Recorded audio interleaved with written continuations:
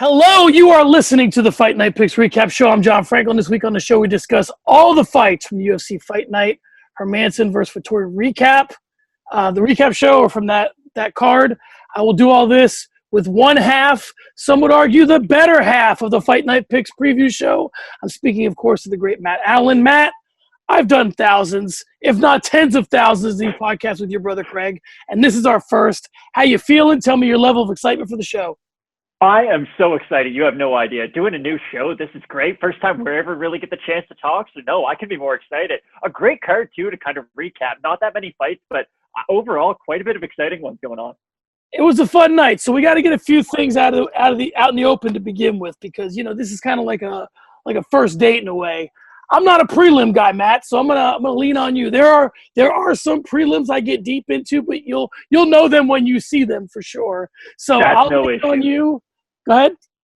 That's no issue at all. No, goodness. I'm early riser, late sleeper, so no, I got you. And I used to do this a while ago with a guy who wasn't so nice, but I'm sure that you have the Canadian thing going for you. You're much nicer, so I'm sure everything will be fantastic. All right, Matt, let's talk about this card. We know what it was, but let's speak briefly about what it could have been. So we lost the Darren Till, Jack Hermansson bout. We lost Merab Dvalishvili on this card. We lost Jack Hermansson and Kevin Holland. We lost quite a bit. So tell me your level of excitement for the card when you initially heard about it and how that morphed as some of these fights were sort of falling out. So originally, I was so excited for the Darren Till matchup. I thought it was really interesting, too, because you had Till coming off that loss to Whitaker. It was a close fight, and having a close fight against Robert Whitaker really tells me something about you. And the fact that he was going to go right back in there against a guy like Jack Hermansson, kind of stay in the top of the division, I was really excited for it. And it's going to sound like I'm too much of a company man when it comes to this, but when Darren Till's at the top of the division, it's always a good thing for the UFC. Like, when there's a Darren Till fight, there is that extra hype behind it. He's going to sell it a little bit better than just your average guy. So I was really excited for that fight. And the contrast of styles, too, between Hermansson and Till. Hermansson, of course, being such a good grappler. Didn't see a lot of that last night. And then Darren Till with the great striking. But the fight that I was the most upset about getting canceled, Hany Barcelos, Merab Dvalishvili, that was going to be, it's not the best you can get at bantamweight, but that was really one of those kind of gatekeeper-ish matchups where you see, okay, if Merab can beat a guy like Barcelos, he deserves to be at the top level. I know a lot of people aren't as hot on Barcelos as, maybe some of the more hardcore fans like we are, but he's a guy who can beat anyone at 135 on any day. And that was going to be his first kind of big matchup in the top 15. So that was the one that I was really upset about. But all in all, I was still happy with the card that we got. It was kind of funny. As Craig and I were doing the kind of preview show right before the card, that's when those three fights had actually got canceled. The Evelev, the Nate Landwehr, Kevin Hall, I guess that was earlier on in the week, but the Talia Santos and the Jimmy Flick. So it was weird. We were getting so excited for the card, and then all of a sudden, it just kind of, and there goes half your fights for the night. It was a really weird night of fights. It was, and it's rare that you sort of stumble into such a good matchup, first off, which is Vettori and Hermansson, but then the fight it ended up being, typically I try to get in the head a little bit of like Sean Shelby, used to be Joe Silva, to see like what the theme is. So I'm going to give you a rough theme. We'll see how much of this happened throughout the night, but it's a little bit of, with everything that's swirling around the UFC right now with cuts, Yoel Romero leaving, it's a little bit of, the vet and the young prospect and who's going to keep their roster spot potentially. So we'll get into that, but let's start with the main event. All right, Matt, initially it was thought the winner of this fight could put himself at or maybe two, either one or two fights away from a title shot, with Israel Adesanya booked a weight class up, and Dana as hitting at cuts like we just spoke about, which we know will probably be high-priced veterans. This fight had a little extra juice, and boy, did deliver. The scorecards read 49-46, 49-46, 49-45, all in Marvin Vettori's favor, but it seemed a lot closer than that. Hermansson, who seemed to be almost out of there early, was completely recovered and completely in the fight late. However, it always seemed like they were fighting Marvin Vettori's fight. That's what I saw. What'd you see? I agree with a lot of that assessment. I really do. I thought it was weird going into the fifth round. I know they had brought up a stat right at the end of the fourth round that it said that Marvin Vettori's striking percentage was only around like 29%. He wasn't really landing a lot. He was like Chris Boucher from the three-point line. He does it with confidence, but he probably has no business taking those shots in the first place. With Jack, though, it was kind of odd. He has this weird kind of, I hate to say it, but he just looks uncomfortable on his feet when he is forced to strike for long periods of time. We saw the beginnings of it, I guess, in the Jared Cannonier fight when he wasn't able to get the takedown. You could tell he's got that weird, like, Ben Rothwell at heavyweight movement where he's just kind of all shifty and whatnot. Phenomenal fight, though. And I do think this says more about the improvements of Marvin Vettori than anything about Jack Hermansson. We knew we were going to get from Jack Hermansson. He's going to go for the takedown. He's going to throw a high volume. You know what you're going to get. But for Marvin Vettori to show that he isn't the fighter that he was who lost the split decision to Israel Adesanya all those years ago. He's made the improvements, and I do think Rafael Cordeiro is a big reason for that. And it is kind of interesting trying to put our shoes in the matchmakers because for Marvin Vettori, everyone at the top of the middleweight division seems to be coming off a loss right now. You have Paulo Costa, recently lost to Adesanya. You've got Cannonier, who lost to Whitaker. And other than Robert Whitaker, I don't really know who you'd match Vettori up with. And Whitaker, to me, he's in the Francis Ngannou position where it's like, okay, you deserve a title shot. We're just going to have to kind of wait and see when we can put that together.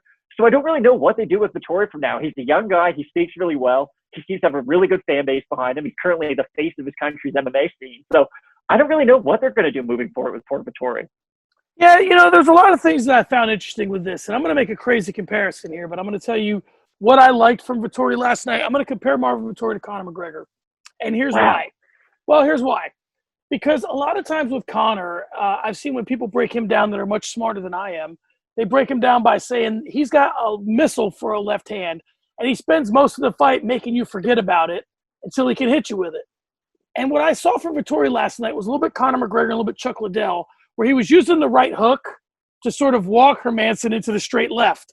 And I think if that's what he was doing, and I could be wrong, but if that's what he was doing, I like that progression. I like the idea of knowing that I have this weapon that I like, that's highly effective, but the rest of my toolbox is to sort of camouflage that weapon so that, and he hit that left hand a lot.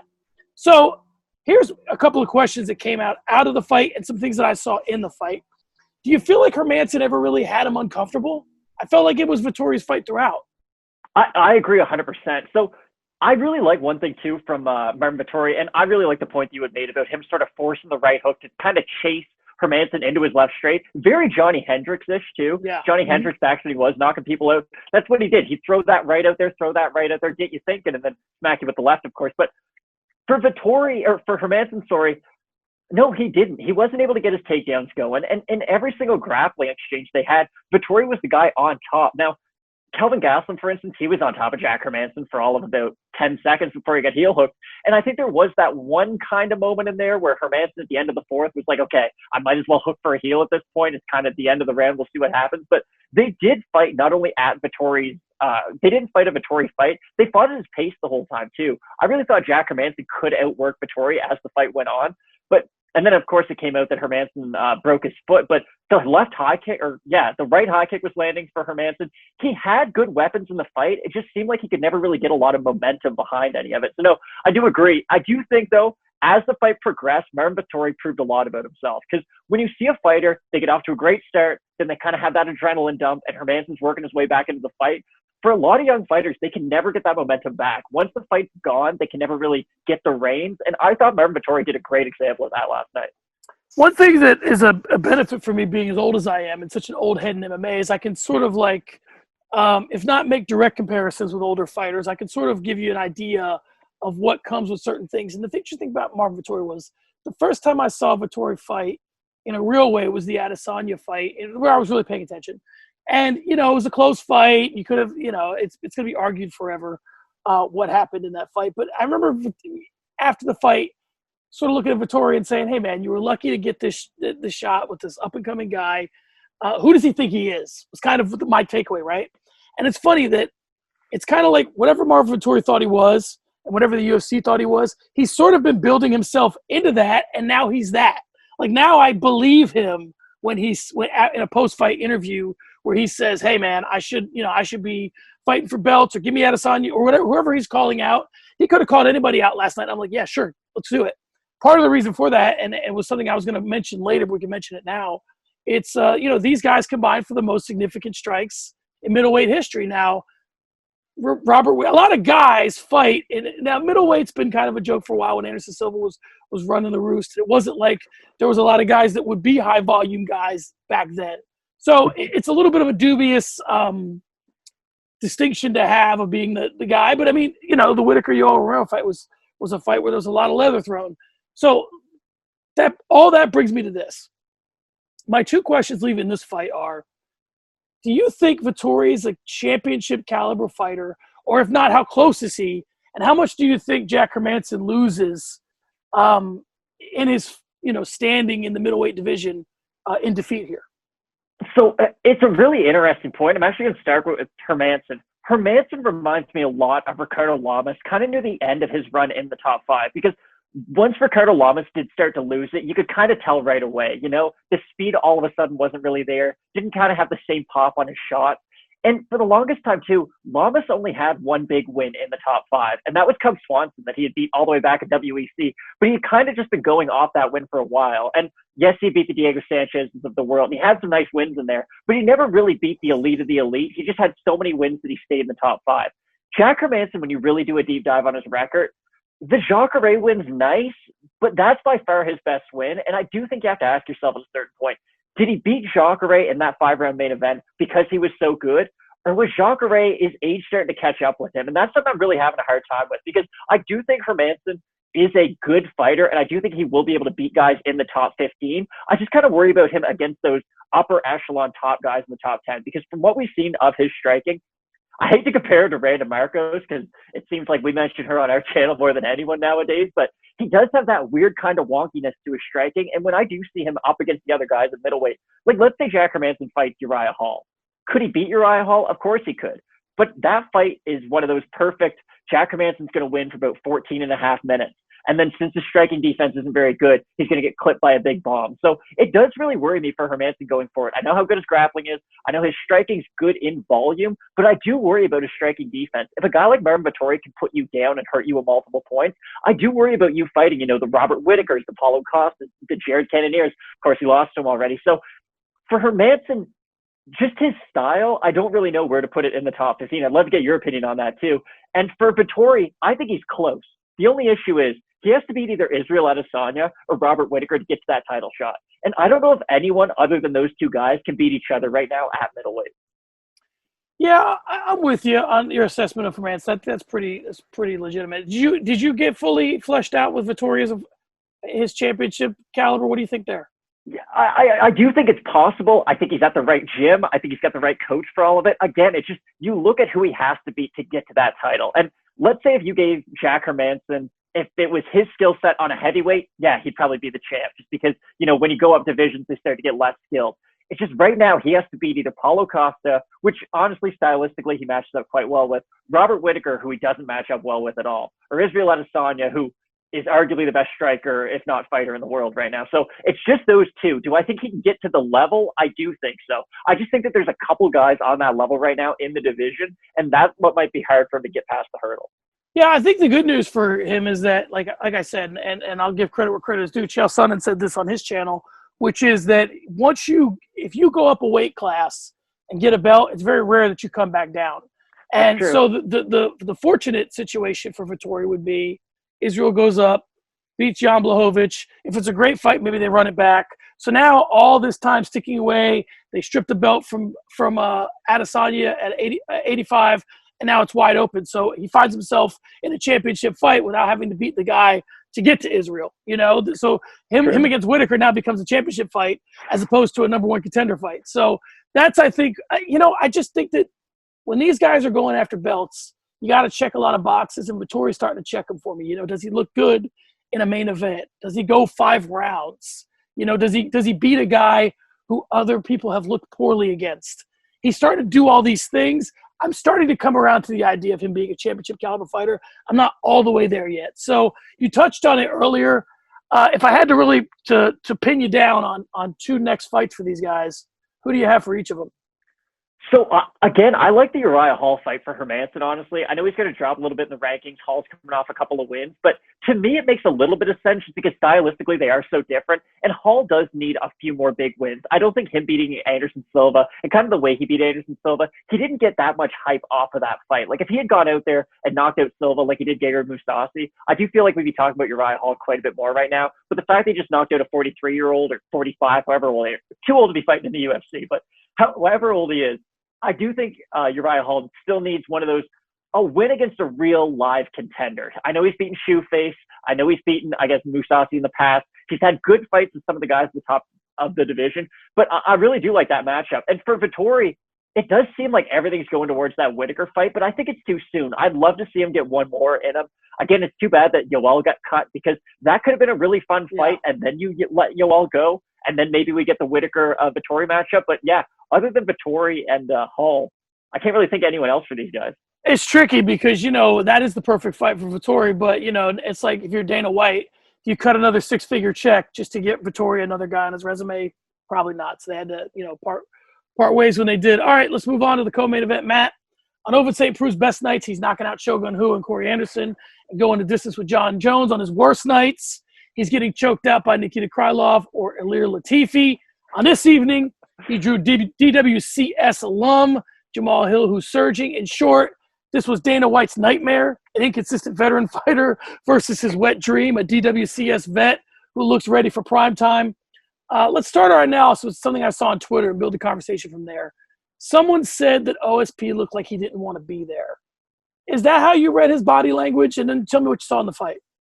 Have you ever seen an OSP fight where he looks like he wants to be there? Like, that's the real question. I've never seen a more tired guy enter the cage. Like, him and Mousasi are tied 1A and 1B for the who just got out of bed award of the night. Because OSP, this is something, and I did text Craig this right before the fight. I can bring up the receipts. When they were showing both guys warming up, OSP was sitting down and looked dry. And Jamahal Hill was throwing long combinations. He had a really good sweat build up. And I told Craig, I said, watch out. OSP might get knocked out early because he's cold going into the fight. Now, it didn't happen exactly how I called it. Hill did have quite a bit of trouble kind of getting in on the range of OSP. But that always worries me. It's something they talk about a lot more in boxing than they do in MMA. But there's something to be said for eating a shot cold as opposed to eating a shot once you're already warmed up. Like, Jamahal Hill was full-blown sweating. Like, he had looked like he'd been warming up for like half an hour before his fight. He was ready. Whereas OSP, everyone in the commentary kept on saying, oh, he's uber confident coming into this fight, although he had missed weight the day before. And they just kept on talking to, and again, I think you'll appreciate this. Craig and I have this thing where the earlier your personality gets brought up in your draft analysis, the worse player you're going to be. And the fact that they kept on bringing up how confident OSP was, that was something that worried me going into this fight. Now, I think the UFC must be thrilled that he lost. And this sucks, and I hate to say it because I'm a big Ovince Preux fan. I can see him being one of those 60 to 80 names being cut by the UFC. It's unfortunate. I love watching him fight because something crazy is always going to happen, whether he wins or loses. But he's one of those guys with a bigger contract. And like you had mentioned, he's been there. He's kind of done that already. He does have a win over current Bellator light heavyweight contender, Corey Anderson. So maybe there's a little hype there, but it's unfortunate for OSP. I hope that if they don't cut him, he can kind of get some of the motivation, if you will, back that we did see on his earlier runs, because there was a time when OSP was just starching people. And the Jimmy Manuwa fight was a bad one. He's had a few bad performances, but like you said, on his best day, he can beat anyone. I don't know if we're ever going to see those best days from OSP. I don't like it when a guy moves up to heavyweight and then moves back down to 205. I always think that's a big concern because Conor McGregor, for instance, moves up to 70, moves down to 55. Not that big of a deal because he must know, okay, I can get up to a certain weight. This is still my limit. I still have to make 170 no matter what. OSP weighed almost 240 pounds when he fought Ben Rothwell. And then he had to cut back down to 205. Now, I know he made it in his first fight back down, but that's a big weight fluctuation for you to be going through a lot. So I think that might have hurt him. I think the game's catching up to OSP too. I really do. The fact that he just throws a lot of looping shots and he's such a big counter guy, I do think once you reach a certain age, the counter striking doesn't work as well. Your reflexes aren't as fast. You're not going to be able to hit your opponent with a big shot. So I know I've gone on for a long time about OSP, but it is really unfortunate because he's a guy you always sort of cheer for, but he's just never really been able to get back on track to where he was when he fought John Jones for that interim belt. Yeah, so I agree with you. And the one thing I'll say about the Conor McGregor situation is different from OSP is that Conor McGregor calls his own shots. So Conor McGregor is going to go up in weight and come down in weight on his timetable. OSP is going to go up and wait and come down and wait in the UFC's timetable. They're going to say, hey, we know you just fought Ben Rothwell, but here's the fight. Take her to leave it, and you should probably take it. Here's the thing that I thought was interesting, and I agree with you that OSP doesn't always come in there super thrilled or super motivated looking for fights.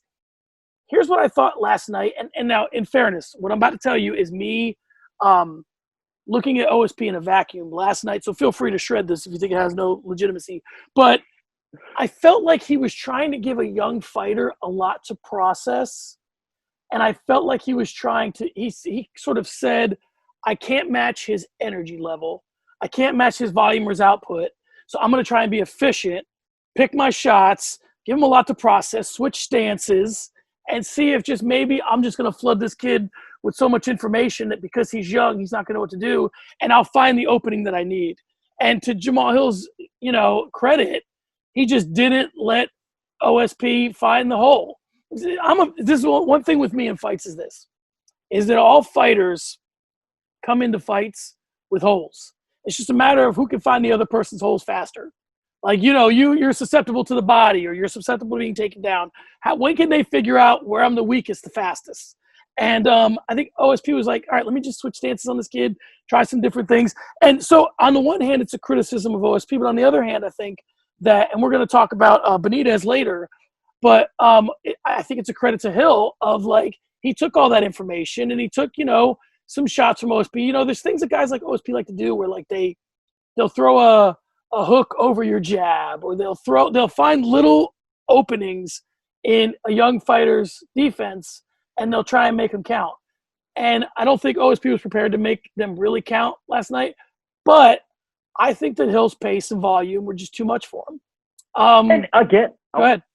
And I agree with that. No, 100%. I like what you said about OSP. It did seem that way because I thought it was odd he spent so much time in the orthodox stance. I know Trevor Wiman had spoke about it on the broadcast a little bit, just about how defensively OSP wasn't as good there. But yeah, OSP, you have such a good left leg for kicking. I don't know why you would ever go orthodox.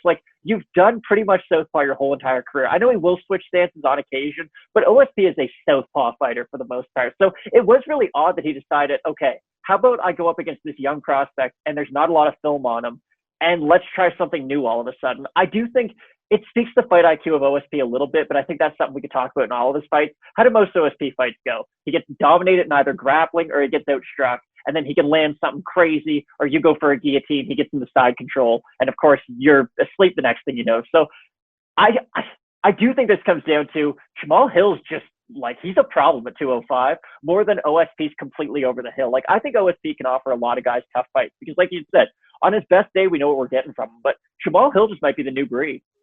He might be. And there's this conversation that we're having, which is why I love this conversation, is it's kind of spawned an idea in my head, which, we'll talk about in the DMs, but I'll give you a little, and the audience, a little bit of a preview, is that, a lot of guys' resumes need to be looked at with context. And you do have to figure out if it's, who's over the hill or who's coming on. And that's why these things take a while to play themselves out. So then let me ask you the question that brings up, which is, do you think Jamahal Hill's in the fast lane now in terms of 205, meaning, has he officially jumped on a hype train? And if he has, if he is in the fast lane, should he be? I'm going to bring up a weird comparison. When Roosevelt Roberts fought Brock Weaver and looked amazing, I was like, okay, good. There's another new prospect. Everything looks great. Then he fought Jim Miller, and I hated that matchup because Jim Miller loves to do two things: ruin people's hype because he's an old man and has old man strength. And also, if you beat a guy like Jim Miller, there's no easy fights from then on out. And if you're a really good prospect, beating a guy like OSP, there's no easy fights from there on out. You're only going to fight the Ion Cutelabas, maybe Carl Roberson if he decides to go back up to 205. You're only going to be fighting some of those top tier guys from now on. Your name is now probably going to have a ranking next to it. So is Jamahal Hill good enough to beat the Nikita Krylovs of the world, the Johnny Walkers of the world? I do believe so. I just think it's weird that you have a guy who is so inexperienced in his career, who is going to have to be fighting some of these bigger dogs at some point, because 205, I think we both agree, one of the more shallow divisions right now in the UFC. So maybe he can get some key wins pretty quick and work his way up the division quite fast. But I do think he's in the fast lane. I think beating a guy like OSP, especially by finish in the impressive way that he did, warrants a higher standard, I guess, of competition from there on out. Well, here's where it gets tricky. I mean, let's talk about the elephant in the room. If you're a skinny 6'4" black guy, 205 pounds, and you start taking people out, everybody starts thinking about Jon Jones. And Oh, I think that's no favor to him, but it is what it is. I mean, they ran Jon Jones through that ringer, and he passed with flying colors. He took everybody out, grabbed a belt, and kept it forever. So I don't know that that's what we're looking at here in Hill, and that's a lot to lay on anybody. Are you the next? Are you the next Jon Jones? Is like saying to somebody the next Michael Jordan. So it's tricky though when fighters fall out. We're in a pandemic, so these opportunities arise, and like you said, it's a huge opportunity for Hill to fight OSP. But does that necessarily mean his next fight should be against someone of OSP's caliber? Or should they bring him along easy? Like we said, not everybody's Jon Jones. I don't always trust what I'm looking at when I look at Tapology's rankings, but what it does is it gets me in the ballpark, right? So what they have is they got Hill at 19, and they had OSP at 17. So the first question for Hill is I would say it's too early to go into the top 10, right? We can agree on that? I would agree. So if you had a choice between Ryan Spann's booked, all right? So if you had a choice between Paul Craig, Jimmy Crute, and Johnny Walker, who'd you give him? I got to be honest, Jimmy Crute's the only guy out of those three who I think even has a remote chance against Hill. Like, Johnny Walker, we know the craziness. Here's the thing about Hill, too, that I do like, and that I do think you can take from the OSP fight, because it's that little step further than just Tapology. He had to overcome two things in that fight. He had to overcome the issue of, I'm not in range for a lot of that first round. He was missing a lot of his shots, especially when he was going in combination. But he found a way to overcome that. He found a way to get OSP up against the cage and kind of work around that issue. I really like that when you look at a prospect. And also, the leg kicks of OSP were starting to add up. Like, again, we can all talk about the knockout and how great that was. If OSP landed 5 or 6 more of those clean, like, that could have been a completely different fight. I really do think so, because they were starting to get to Hill. You could tell as the fight was going on, he was walking a little ginger on it. But yeah, other than Jimmy Crute, okay, he could take down Hill. He could probably ground and pound him. That'd be his easiest path to victory. Johnny Walker's going to stand and do crazy things against a guy who has really solid fundamentals, so I doubt Johnny Walker beats him.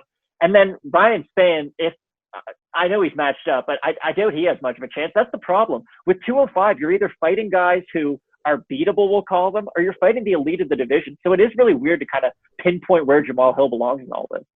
Yeah, I think that if I'm the UFC now, what you do is you start to – I'm a big fan, and here's another, bygone podcast I was going to do that we never got to, but this thing called the blueprint. I think every fighter has a blueprint to get them to the title, right? So if you're trying to figure out what Hill's blueprint is and you're the UFC, I think that you say, listen, is this guy talented enough to be a champion? Yes. Is he marketable enough to be a champion? Yes.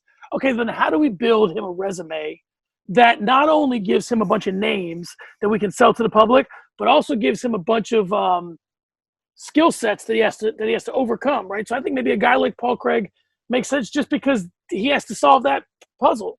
You know what I mean? Of like some of the stuff that Paul Craig's able to do. So I'm not advocating for Craig. I'm just saying that his next opponent should be more a style than a name. If that makes sense. Like, if you're going to bide time with this guy anyway, and you're not ready to put him in the top 10, then find the right style. Don't put him in there with a guy who fights like a guy he just beat. I'd rather see him fight Paul Craig than Craig Allan. So I'd rather see him fight. I'd rather see him lose to a guy who's a bad style matchup than have him beat a bunch of guys. Like, I'd rather see him. This is going to sound crazy, but I would rather see him lose to Paul Craig than beat Glover Teixeira, because I know that he can stand with guys. And Glover Teixeira is a smart enough fighter to just outsmart him. So why, you know what I'm saying? Like, he can pull him into things, and he's a lot craftier of a striker. What Ovince Preux is trying to do to Hill, Glover Teixeira could do to Hill, because he's just a smarter fighter. So that's what I think. Now you start matching him up with guys that are going to improve his fight IQ. I think that's what's next. Yeah, I agree 100%. All right, guys, let's move on. Matt, it's been a busy year for Justin Jaynes, who collected a bonus in June for taking out Frank Camacho in spectacular fashion. However, it was his opponent who cashed a bonus check last time out, as Gavin Tucker strangled him in the third round of their fight. On this night, he drew Gabriel Benitez on a 2-fight skid after dropping a decision to Omar Morales in a first-round finish at the hands of Sadiq Youssef.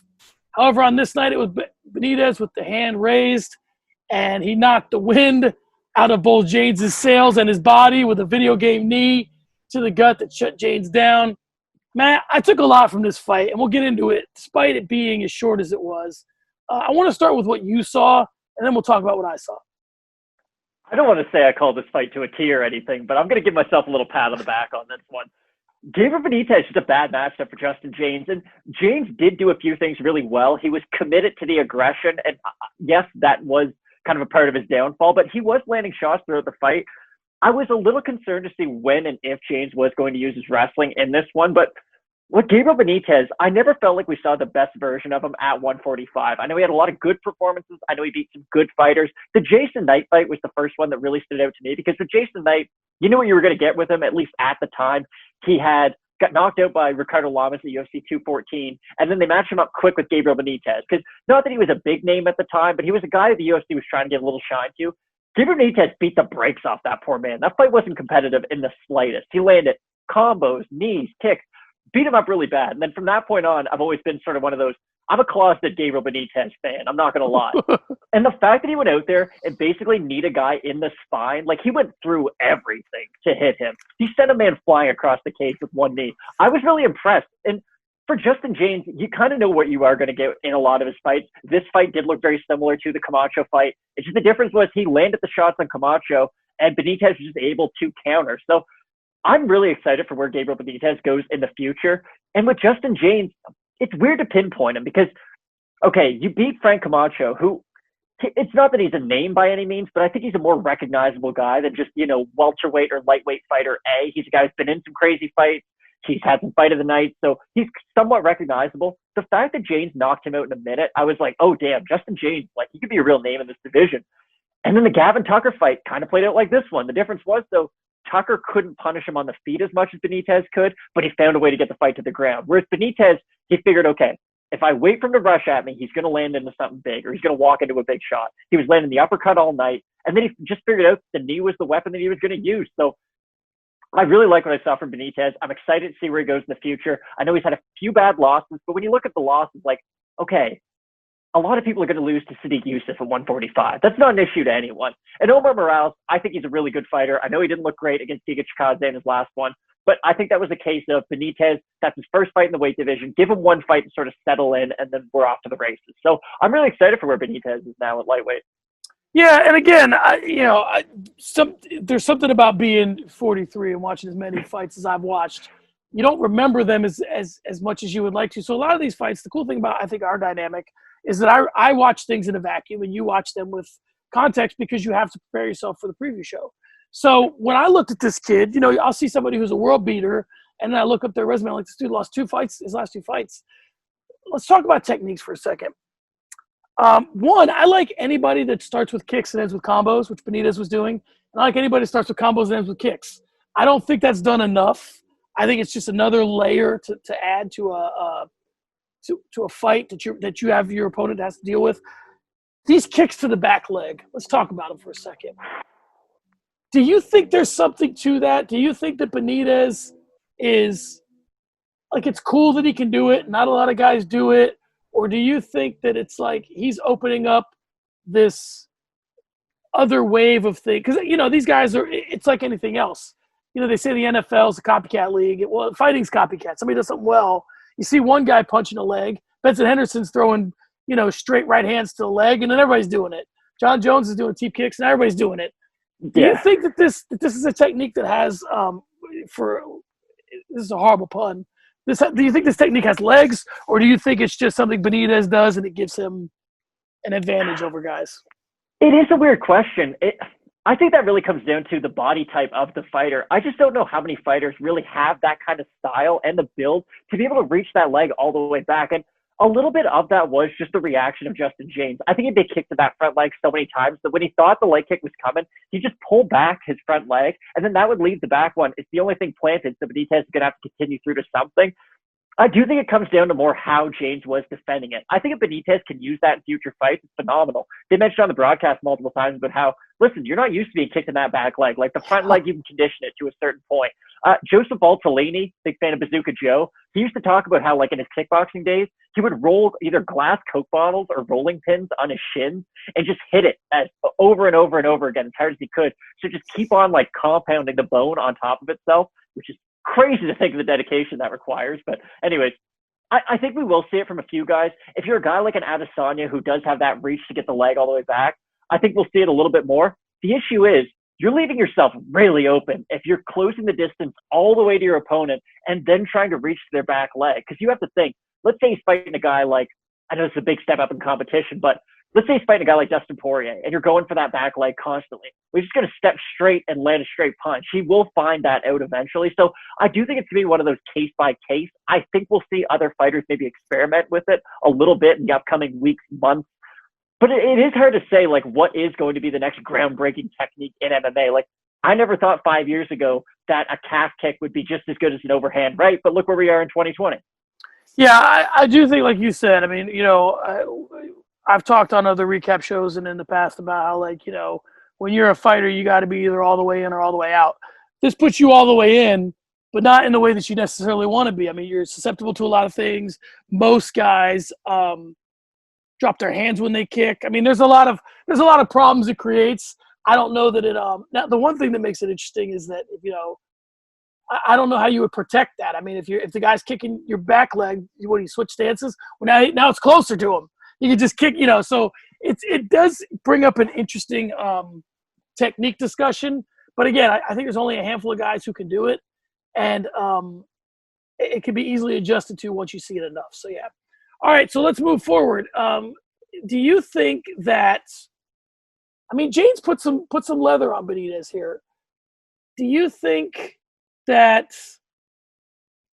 is it because Jaynes was Benitez's success because Jaynes was trying to be so offensive that he sacrificed his defense and that left a lot of openings for Benitez? Or what do you think? Because I mean, it wasn't like Jaynes wasn't moving forward. It wasn't like he wasn't being active. He was trying to, like, whenever he's, you know, some guys, you know, they'll bite down on the mouthpiece thing. Some guys get cracked a little bit and they're like, okay, I need to bring a lot of energy to this. I need to bring a lot of volume. Other guys go, okay, I need to sort of play some defense. And you know, I'm a big fan of defense can sometimes equal offense. If you frustrate a guy enough by taking away his offense, it opens up your offense a little bit. That's not what Justin Jaynes was doing. So what did you see? Do you think that Benitez looked as good as he did because Jaynes was not interested in playing any defense? I do think it comes down to styles. You sort of knew, okay, if Justin Jaynes is going to win this fight, he's coming with big power. He's throwing those big looping shots around. But I do think as the fight was going on, he was landing shots.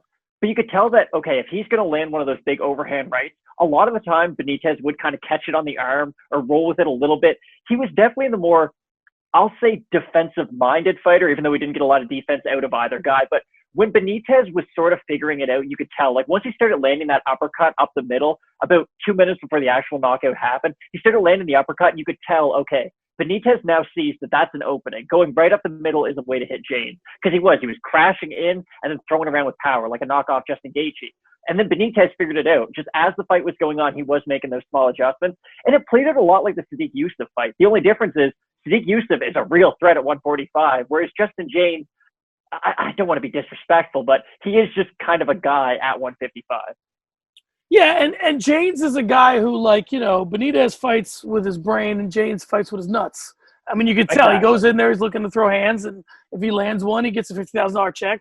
If he doesn't, he probably gets an L. So, yeah, from that perspective, do you see anything long-term for either of these guys? I mean, do you see them on any type of – I know you're a Benitez fan, but I guess – Exactly. So it's when we're matching them up next, I mean, where do you level Benitez out? Top 25, top 20? Right now. Benitez, right now, I've got a matchup. I was talking to Craig about this when we were driving into town. I kind of like Benitez and Bobby Green, oddly enough. I know it's a weird fight. Green was on, we'll call it a run before he lost to Moises, but I really like that fight. I think it'd be an interesting one. At the worst case scenario, it would be a fight of the night contender on the prelims. So I think that would be a really fun fight moving forward because I don't think Benitez is ready for the, you know, he's not ready for the Gregor Gillespies, if you will. Just trying to think of guys outside the immediate top 15. He's not there yet. He has shown promise, and I do think I'm going to cap Benitez at one of those weird guys who when you check the rankings, one day he might be number 15. They check the rankings the next day and they've like bumped him out for another guy. I think that's his ceiling. We may see him with like a 13 next to his name one day. He's in a very specific club though. He's in the, damn it, I wish this guy was 4 years younger club. Because if he wasn't 32 right now, and if he was, 26, 27 and had this skill set, I'd be really excited for his future at 155 with the losses that he's had, with sort of his skill set moving forward. Just the fact that he's not really a young gun, if you will, or a prospect. So I think he'd be in fun fights moving forward. I just kind of question the level of success he will have. He reminds me of a little bit. He reminds me of Beneil Dariush. Like, he does a lot of things in the cage that get you really excited, but you can never imagine him in the top 5, really. Like, I can't imagine Dariush getting close, but I can never imagine like a poster with Beneil Dariush and whomever he's fighting. Do you know what I mean? I can't imagine him fighting Justin Gaethje for the belt or Poirier. That's true. Dariush and Conor McGregor on a poster. Although I love him, 50 things that Dariush does. That's, I guess. I was going to say, we stand Dariush pretty hard here. There you go.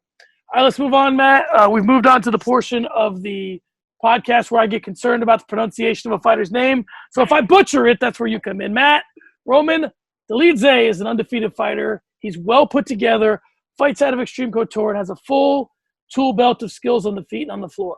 He has plenty of reasons to think highly of himself, and boy, does he ever. On his way to a split decision victory over John Allan, no relation, he was smiling at his opponent, talking to his corner like he was Floyd Mayweather or some shit. I saw a pretty good fighter who wanted to end the fight a certain way and almost cost himself a victory. What did you see? I mean, he was never really in any danger here, but Allan, you know how those Allan boys are. Allan, he was game, and he looked like he could have put something together because Dolidze was just in there screwing around at times. Exactly.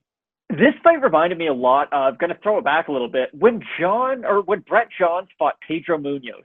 Pedro Munoz was beating the brakes off poor Brett Johns the entire fight, but he really wanted to finish by guillotine. And for some reason, Pedro Munoz loves the guillotine on the left side. And every time he'd hurt Johns, people forget, he put on a show in that fight. He dropped him with a leg kick, head kick, and body kick throughout that fight. He was having his way with the poor guy. But he just really wanted to finish by submission. John's really good grappler in his own right. So every time he'd hurt him, he'd jump on the neck, jump on the neck, jump on the neck. And it never really cost him. He wasn't in any danger in that fight. But you could tell that was just the way he wanted to win. And the whole time last night, I'm yelling at my TV, like, Roman, just commit to the ground and pound. You have him hurt. He can't do anything to it. Why are you going for the ankle constantly? He'd done it at the end of, I think it was the second round with like 10 seconds left.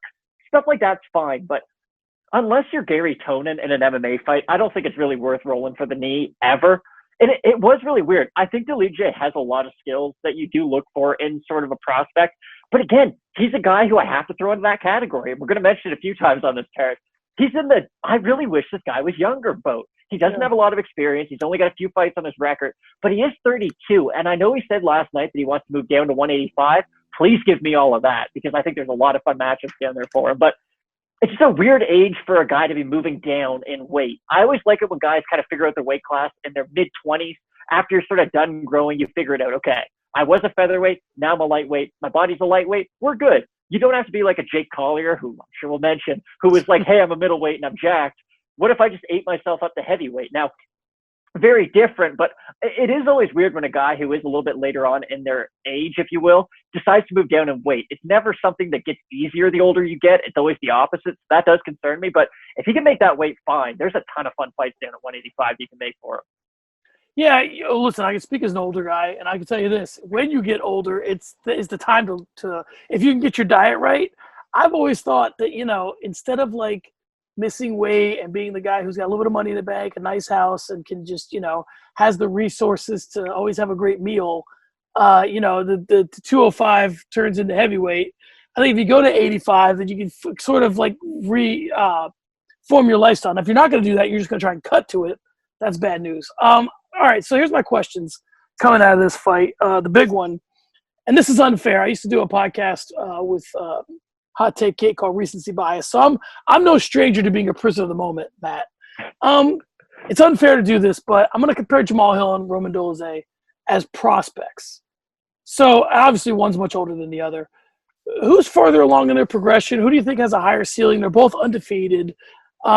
who do you like more, and why? Like, if you were the UFC and you really wanted to put a push behind somebody, who would you choose?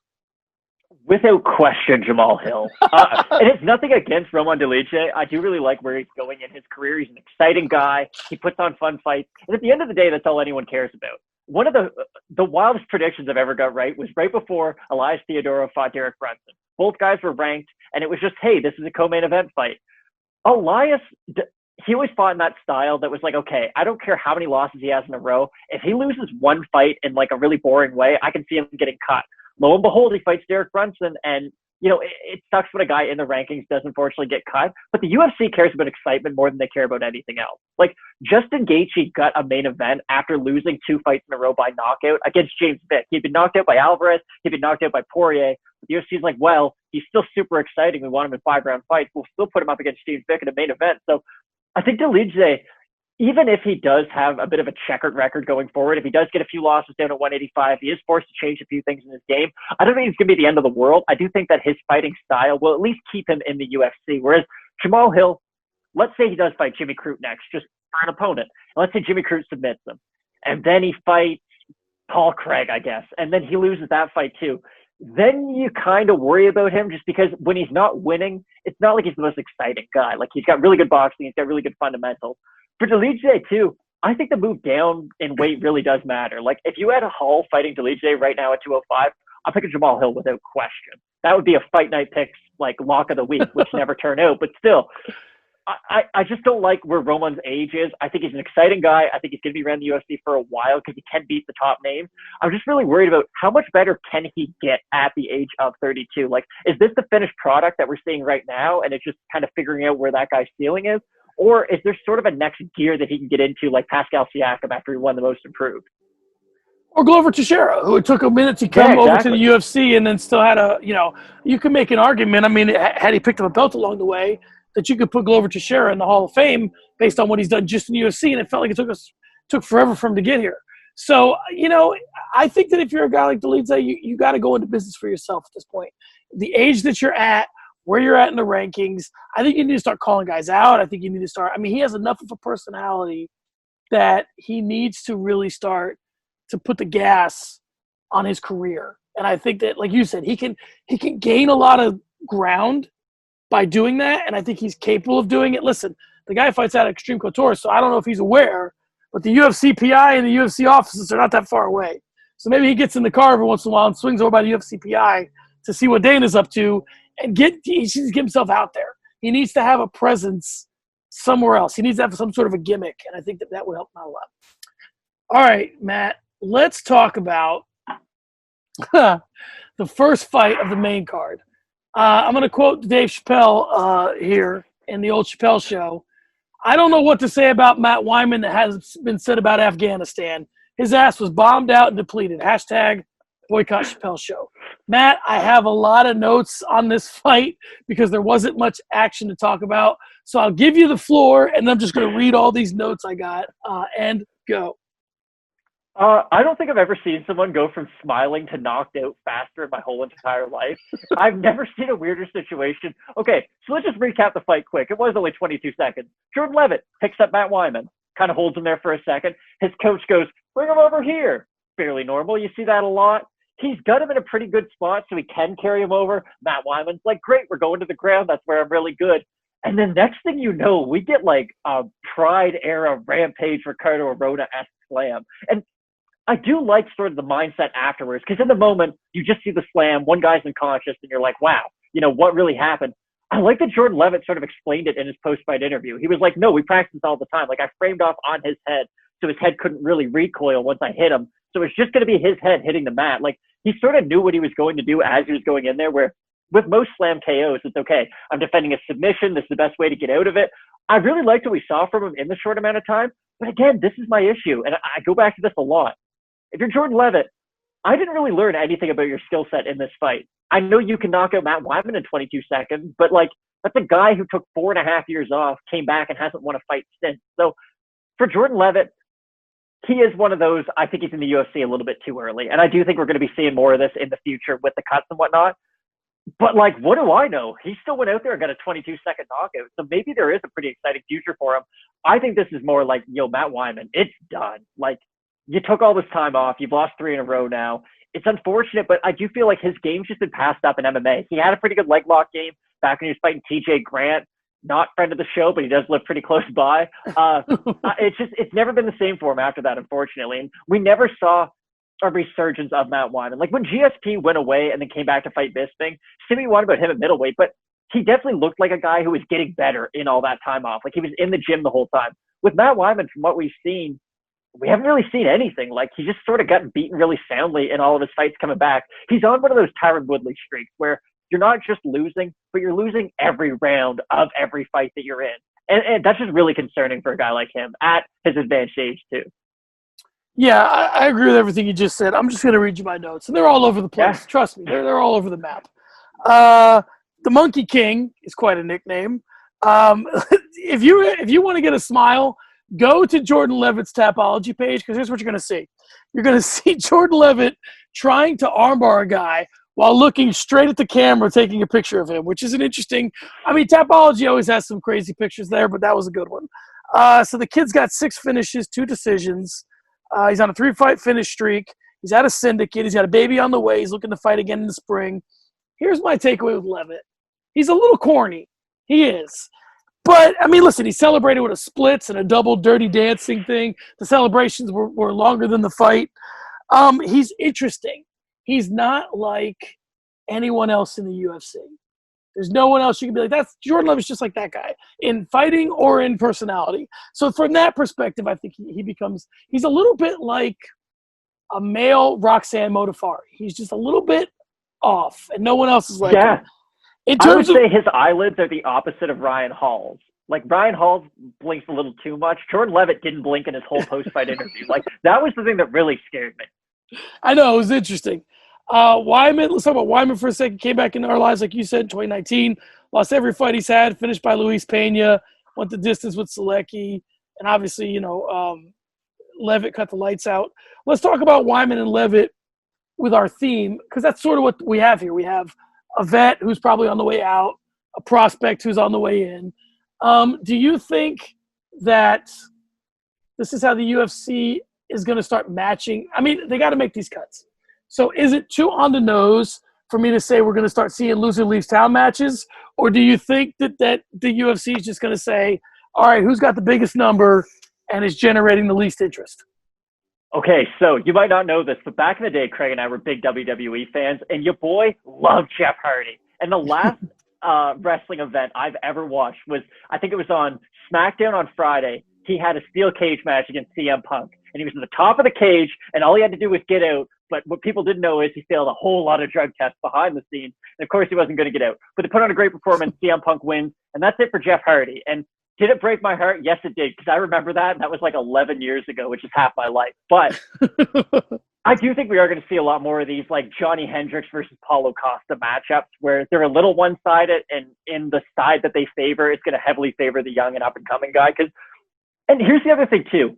I don't think the UFC is just going to get rid of good talent when they do these cuts. I'm pretty optimistic in that regard. I don't think they're only going to get rid of bad guys. And again, I think Luke Thomas was the one who tweeted this out, and it really got me thinking, because the UFC hates it when other organizations can claim that they either have the best talent in the world, like Bellator kind of has that with Douglas Lima, but not to the full effect, if you will. But they hate it when other people have their fighters. It's something about the UFC. They don't want to give away their top talent. So I'm a little bit more optimistic than most. Like, I don't think they are going to get rid of, okay, if you've lost and you're outside the top 15 and you can't sell tickets, like, you're gone. I do think we are going to see, maybe the Jose Quinones of the world get cut.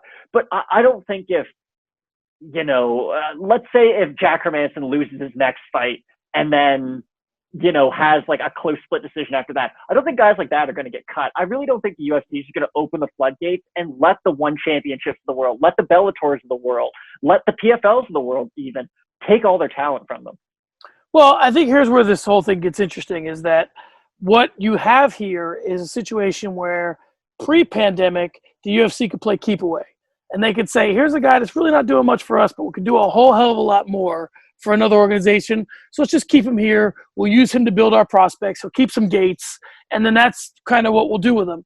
The pandemic took that out of the equation because now there's not the money, the extra money laying around to do that. But I think what the UFC is going to do is they're going to look at other organizations and say, no one could have left our organization and done better than Ryan Bader. And who cares? Like, did Ryan Bader leaving and winning 2 belts in Bellator really change Bellator that much? Because that's the best case scenario for a fighter, to leave our organization and then win 2 belts in another organization. And really, has Bellator been able to do anything with the fact that Ryan Bader won 2 belts? Not necessarily. I mean, is their company on different footing than it was before Ryan Bader got there? Is he some guy that all of a sudden just took Bellator and put it on his back and blasted off like the Mandalorian into the sky? No, not necessarily. So I think that if that's the best case scenario for a leaving fighter, the UFC is still faced with the fact that if they're not a star in the UFC, they're not going to be a star in Bellator. And all they really have to worry about is losing stars, not losing good fighters.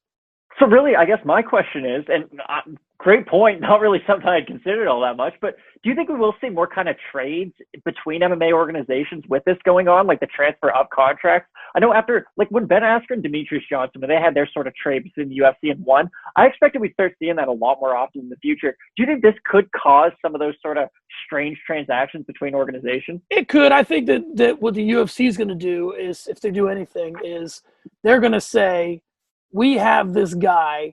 They're gonna trade name for game.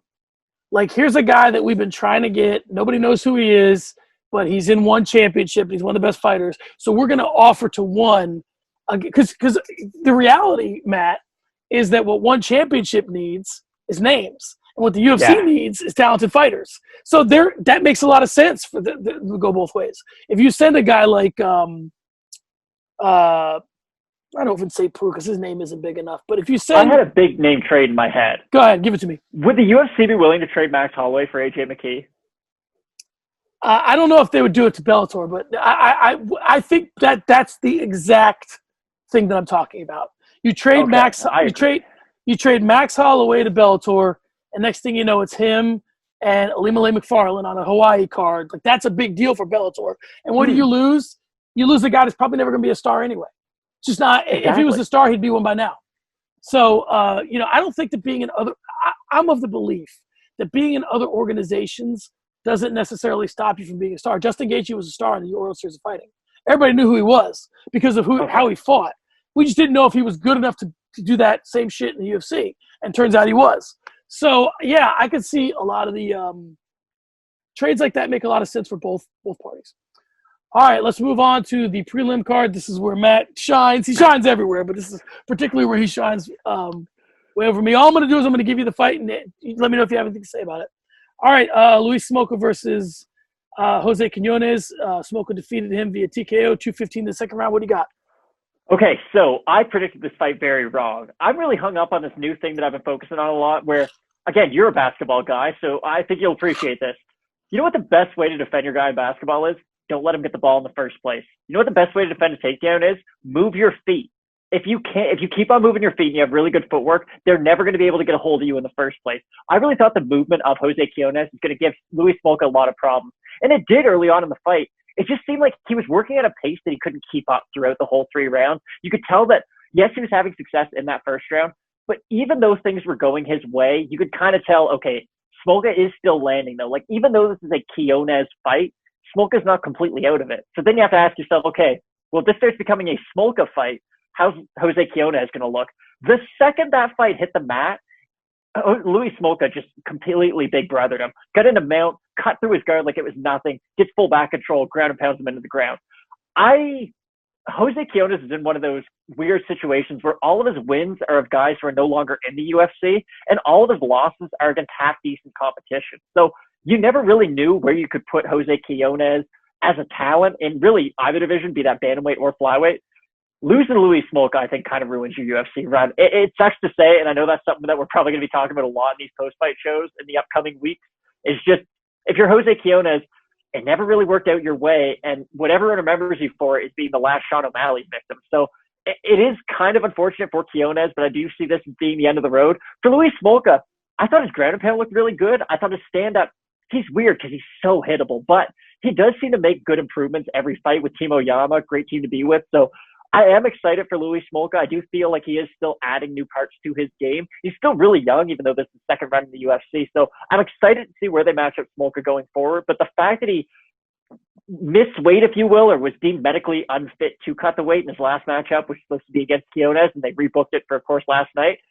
Just kind of weird. I don't know where you put him in the division. Can he safely make the weight, which is the most important thing of all? And who do you match him up with next? Because beating Jose Quinones doesn't really tell me much about you. All right, Ilia Topuria defeated Damon Jackson by knockout in the first round at 238. What do you got here? Okay, if there's a Rookie of the Year award, Ilia Topuria is going to be getting it. He fought exactly like Aaron Pico, and I mean that in the best way possible. I don't mean like chinny Aaron Pico for the first round of his career. Ilia Topuria went out there, held his hands high, and put one of the worst beatdowns on Damon Jackson you'll ever see. He was throwing left hooks to the body like he was Danny Garcia. Not a great name to drop after last night, but still. He was throwing beautiful left hooks to the body, and the finishing sequence that he was able to land on Damon Jackson, he goes left hook to the body, folds Jackson, overhand right over the shoulder, puts him down, and then like left uppercut while he's up against the cage. It was some Mortal Kombat level stuff, and really excited for Topuria in the future. I don't think he's the most heavy-handed guy at 145, but he does seem to be showing, I'm going to say Josh Emmett level, power. Like he needs one good shot and he can put down anyone in the division. And the craziest thing is, the grappling is the best part of his game. So if he can keep on making these improvements in his striking, and hopefully he doesn't become Bangkok ready and just fall in love with his striking and forget about the grappling aspect of his game. But Ilia Topuria is really a name you got to watch out for moving forward. And then finally, Jay Collier defeated Gian Villante by unanimous decision. 30-27s all across the board. What'd you have here? I wish I was like you and didn't watch the prelims when fights like these are on because, okay, Gian Villante, I picked him. I'm not going to lie, even though I tell myself every prediction video we do, I'm not picking Gian Villante this time, but I did. And Jay Collier, this is two guys who aren't fighting in their right weight classes. You can kind of like, Daniel Cormier is big, or Derek Lewis is big, for instance, but he actually looks like a heavyweight. Like he's just sort of big boned, if you will. Jay Collier, like you've seen him at 185, you've seen him at 205. He takes a lot of time off, and now we see him at heavyweight. And just the dramatic change in which his body has underwent from 185 all the way up to 265. And I can say 265 because it's not like he's a guy who he weighs in at like that 230 range, like a Chris Dawkins or maybe even a Tom Aspinall. No, like he weighs in at the top of the scale for heavyweight. So it's a good win. Gian Villante, he is the epitome. Like he's the guy who created my scale of the earlier they mentioned your personality, probably the more disappointing you're going to be with their performance. But really unfortunate. Gian Villante, he was sort of a fun guy at 205 for a little while. He put on exciting fights. He had a couple good wins. Not to say he was ever going to be a title challenger or anything, but he was just sort of a fun guy to watch. And it's not really even the same athlete at this point. Good win for Jay Collier, though. It definitely keeps him in the UFC. Yeah, Gian Villante is kind of like, the Andy Samberg group, The Lonely Island. Gian Villante's like Weidman, all the guys and then Gian Villante's like, the comic relief on that. All right, let's move on to the wrap. We'll start with some housekeeping notes. Fight of the night with Jack Hermansson and Marvin Vettori. Each guy got $50,000. Performance of the night, Gabriel Benitez and Justin Jaynes. $50,000 to Benitez. Performance of the night, Matt Wiman and Jordan Levitt. $50,000 to Levitt. Matt, you don't cut the checks, but if you did, is this how you'd have cut them? I mean, probably. I can't disagree with any of those. We had one of the nicest slam knockouts I've ever seen. I think we both agree the main event was 100% the fight of the night. And that for performance of the night, the only one who really has a say, I guess, would be Ilia Topuria. I do think the combination that he put together to put out Damon Jackson was not second to none, but it was some high-level stuff. And I was really impressed by his performance as a whole. But, yeah, I do think they got it right on this one. Gabriel Benitez need a man across the cage. I'm not going to say that he does not deserve it.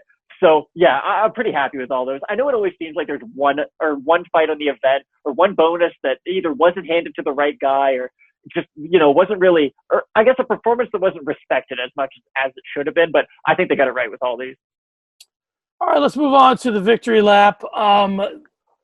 Listen, now's the time when you hit the long ball, you stare at it for a second, Matt, you take your time getting around the bases. Let's talk about the predictions you absolutely nailed. Okay, so the Benitez one, I was pretty proud of myself. I called that fight to a T, predicted pretty much the way he was going to win as well. Now, the odds are pretty – or actually, he was a fairly decent favorite on that, so That's not that big of a deal. Called Ilia Topuria. The one that I got wrong, again, I got 3 wrong. I went 5-3 with my total predictions. Not the best weekend ever, but it is what it is. You're still above 500. Jake Collier, I did not call that one. I picked Gian Villante. That's on me. Again, if you tell yourself not to do something, you shouldn't do it. Never pick Gian Villante in an MMA fight. Moving up, Topuria. Craig and I both called that. We're big Topuria fans. We really like where he's going in the future. Jose Quinones, he let me down. After that first round, I did predict him to win. I thought the movement was going to give Smolka a lot of issues. Turns out it wasn't. Turns out his ground game is non-existent. Jordan Levitt got that one. I didn't think he was going to win in that violent of a way, but again, it was more of a pick against Matt Wiman than it was a pick for Jordan Levitt. And that sucks to say, but Matt Wiman, he's on, one of those like Carlos Condit-esque streaks right now. And that's the last thing you ever want to see from a fighter who you sort of, not that I grew up really watching Matt Wiman, but he's just a name that's been around for so long. And then, of course, in the main event, did not predict that one right, of course. I thought Jack Hermansson was going to get it done. I thought the output was going to be too much for him. I thought his cardio was really going to give Vettori problems. I didn't call Vettori pillow-fisted, but I definitely thought about it in the back of my head once or twice. And he proved all that wrong. Like, he went out there. I think the improvements that Marvin Vettori showed really can't be just underset, I guess, because the striking from what it was when he was really like sort of those labored hooks, now that he's throwing like really crisp combinations and he is putting everything together, I think Marvin Vettori, he impressed me more than anyone on this card. And then, I completely skipped over the co-main event. I did call Jamahal Hill. I know that was one that Craig and I were differing on quite a bit, but just the fact that Jamahal Hill fights very similar to a younger OSP, whereas he just kind of gets after it. He does a lot of the same things. He's that long southpaw stance. He can crack you with a straight left. He can hit you with a lot of nice kicks. It was just sort of, can OSP beat a younger version of himself? And I definitely think he's not even on the back nine of his career. Like, he's chipping on the 17th hole probably. So I'm just sort of concerned about where OSP is at this point. But no, didn't do that bad with my predictions all in all. All right, let's move on to some takeaways from tonight. When you think back at this, I'm much closer to having grandkids than you are. But when, if for some reason you ever sit with your grandkids and decide you want to talk about, UFC Fight Night 14, whatever this was, Vettori versus Hermansson, what's the main takeaways that you have from this card, and what's going to stick with you? I do think it's going to be two different things. I do think Ilia Topuria is a guy who you have to watch out for really just to see where he can go. Because if his grappling, not even if his grappling is the best part of his game. And the fact that his striking is at such a high level at this point, I'm extremely impressed. And then also Marvin Vettori, like I don't want to say I counted him out of the main event, but I really didn't like his chances. I said Marvin Vettori can beat a lot of guys in the middleweight division. Just stylistically, Hermansson's a bad matchup because you have to ask yourself, okay, could Marvin Vettori knock out Jack Hermansson? Well, before that fight, I definitely didn't think so. Could he out-grapple him? Well, before that fight, I definitely didn't think so. But he was able to check all those boxes, put on a really impressive performance. So it would either have to go to one of those two. Who was your highlight of the night? I mean, the Benitez stuff is going to stick with me just because I enjoyed it. But I'm with you. I think that, Topuria, you guys are much deeper in the game than me with Topuria. But I do think that this is, if not the fight that let us know that Vettori, it isn't the fight that let us know that he could be a champion. It's the fight that let us know he could fight for the belt. Like, I'm comfortable with him fighting 5 rounds against a championship level fighter. I don't know that he'd be in over his head in that kind of a fight. He represent himself. He may take 1 or 2 rounds from a legitimate champion. Let's say Anderson was still the champion. He'd probably give Prime Anderson, he might give him 2 or 3 rounds. Prime Whitaker, he might go the distance or go 4 rounds. Israel Adesanya, I mean, we've already seen him go the distance with him. So now this Adesanya is different than that Adesanya, but it just lets me know that I feel better with him being on the other side of a poster right now for a championship level main event. It does kind of remind me. Go ahead. Just last point. It does really remind me of when Hermansson beat Jacare, because it was sort of a guy in the double digits of the rankings. He was down past 10. It was his first chance to really fight one of those top guys, and now sort of the position switch. So the fact that Vettori he finally got that big win. Now his name really is out there, and now we can start to match him up with those, not the Yoels, goodness, I got to stop thinking that he's in the UFC, with the Costas of the world, with the, Whitakers and Adesanyas. Like, he couldn't be in a better position moving forward. I like that he called out Costa. And I like, he said a lot of things that you want to hear a guy in his position say. All right, who won the night? Whose night was it? Whose night was it? It is hard to say who won the night. I don't think Dana White won the night. I can tell you that much.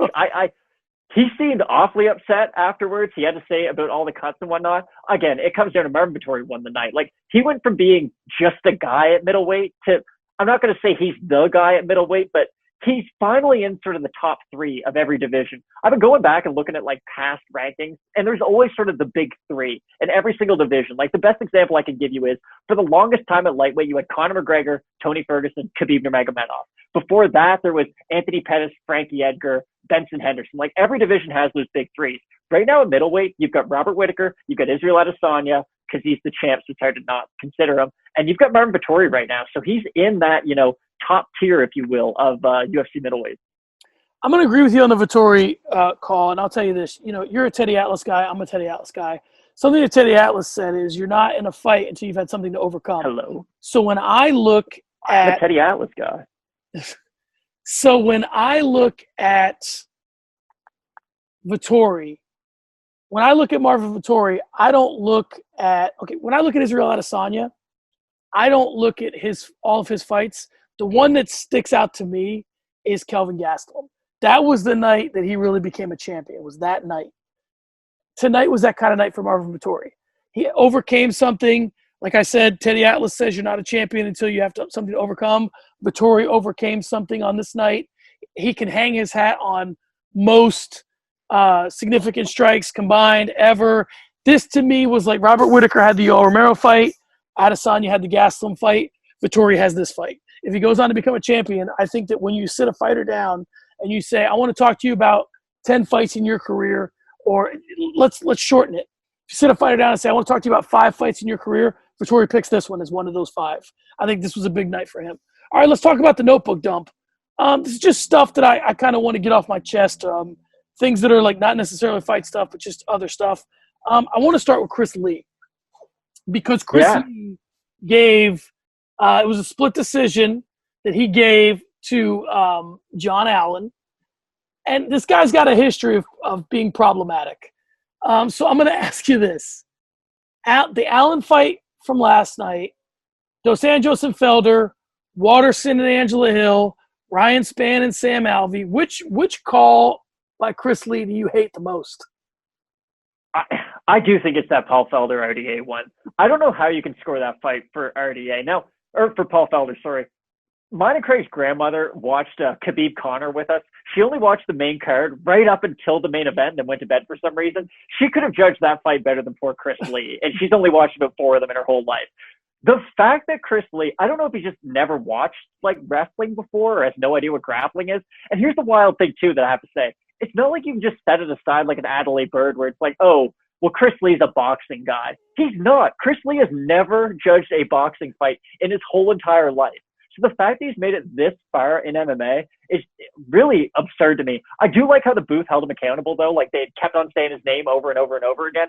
And it's just weird. Like, I don't understand how the UFC can say, like, hey, Mario Yamasaki, you're not reffing our fights anymore. Like, you're so bad, we can just prevent you from being a part of our show. I know it's a commission that runs or figures out who the refs are, but we can make those sort of recommendations for the Yamasakis of the world. Why can't the UFC go, hey, Chris Lee, you're done? It doesn't make any sense as to why he's still around. He has a history of doing this now. And after the RDA Paul Felder one, you're not going to find a bigger Paul Felder guy than you're seeing right here. I barely thought he won one round of that fight. So that's the one that really stands out to me. And I'm really surprised that there isn't sort of either long-term suspension or even like a rehabilitation program, for lack of a better term, for judges at this point. And if there is, or there's something, then you need to be more transparent about it. So that's my takeaways. We need to be more aware of what it is. All right, I'll get you out of here on this. Let's talk about this booth. And then we'll talk about this. This will be a continuing conversation that we have. So we had Anik, we had Cruz, Felder, and Wiman. What do you think about that booth? What would be your dream booth? Okay, so first thing, I actually really like the booth. Dominic Cruz is this weird thing where it really matters on who he's matched up with. Like, if he's with Rogan, I find just energy-wise, personality-wise, they don't mesh all that well. Because, like Rogan and DC like to be silly and like they're kind of, they're the more jovial of the people on the booth, whereas Dominic Cruz is very analytics-oriented. I like him and Paul Felder together because I feel like with Cruz, he's been a champ. He's forgot more MMA than I'll ever know. but he is sort of condescending, for lack of a better term, to the other booth members. Like if he's breaking down underhooks or something, and if they pop in, like he will kind of say like, oh, well, I don't know about that. But with Paul Felder, there was a moment last night, I forget the exact fight, but Paul Felder was talking about checking leg kicks. And Dominic Cruz sort of disagreed with him at first, but he let Paul Felder actually like say his full point. And then Dominic Cruz was like, well, yeah, like you're the last guy who I correct on checking leg kicks. So I do kind of like the dynamic that they do have. There does seem to be quite a bit of mutual respect between the two. And Trevor Wittman, one of his better nights, I thought. I really liked him in the main event. I thought he brought up a lot of great points about Rafael Cordero. I like the four that were there last night. Dream crew, though, without a doubt. John Anik, Dan Hardy, Michael Bisping, and then have Trevor Wittman on the side. I think those guys would be phenomenal. I think it'd be fun. You're going to get the information that you want to. That would be my dream booth. Yeah, I'm not an Anik guy, but we've had enough of him. I mean, because I'm an old head, right? So although I know that Anik is much cleaner and more knowledgeable than Mike Goldberg is, this is what I've always said about Mike Goldberg. Mike Goldberg, the first 30 seconds of a fight and the last 30 seconds of a fight, better than anybody. Can get you into the fight and get you excited about it and can call a finish. Better than anybody, in my opinion. But, so, I mean, I don't know if I call him my dream booth necessarily, but I liked what they did last night. I really did. I think you're right on the money with that. At times, Dominic Cruz feels like he is the arbiter of common sense MMA wise in a booth, and he won't let Joe Rogan get away with some of the Joe Rogan stuff. DC's a little more forgiving of it. DC is smart enough to just sort of correct what Rogan says in his own analytics, in his own analysis, by saying, hey, this is what I'm seeing, without having to tell Rogan he's wrong. And I do think you're right that Cruz has a lot more respect for Felder than Rogan, for obvious reasons. But I thought it was a good crew last night. I think it's interesting with Wittman.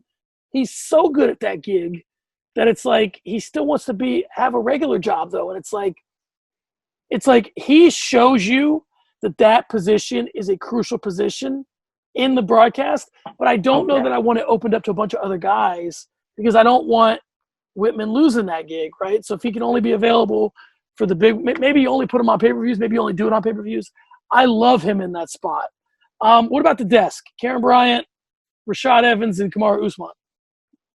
Nothing against them. It's always weird with the desk, too, because, again, that comes down to team chemistry a lot, it feels like. I like Usman. I do think he's made a lot of improvements since he first started doing it. Same thing can be said for Rashad. I feel like when they first sort of brought Rashad on, it was there was definitely a feeling out process, but he has sort of morphed into that role right now.